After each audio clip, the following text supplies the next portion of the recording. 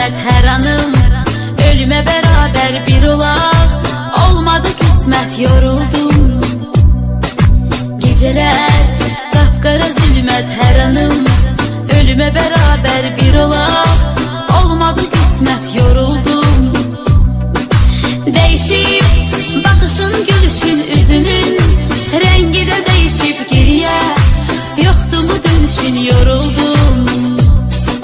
Değişip bakışın, gülüşün, üzünün rengi de değişip geriye. Yoktu mu dönüşün, yoruldum.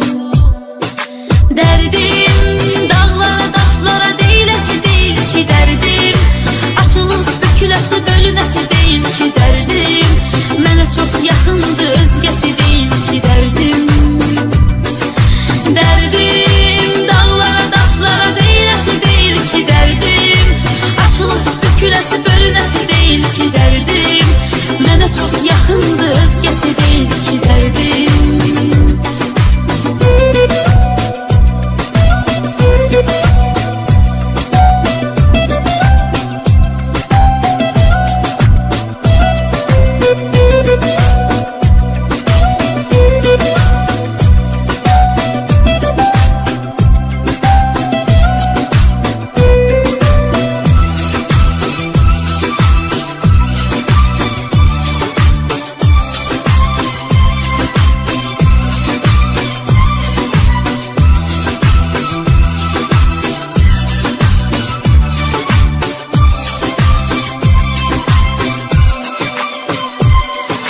Mahnılar sənə görə yazılır, nəğmələr sənə görə oxunur, ölürəm.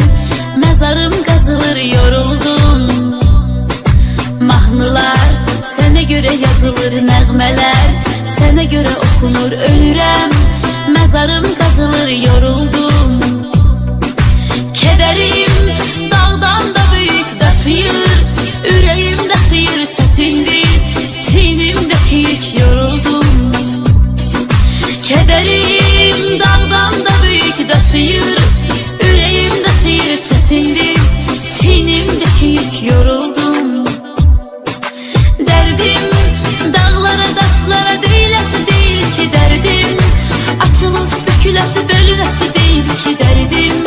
Mənə çox çətindir, özgəsi değil ki derdim. Derdim dağlara, daşlara deyiləsi değil ki derdim. Açılıp büküləsi, bölünəsi deyil ki dərdim. Mənə çox yaxındır, özgəsi deyil ki dərdim.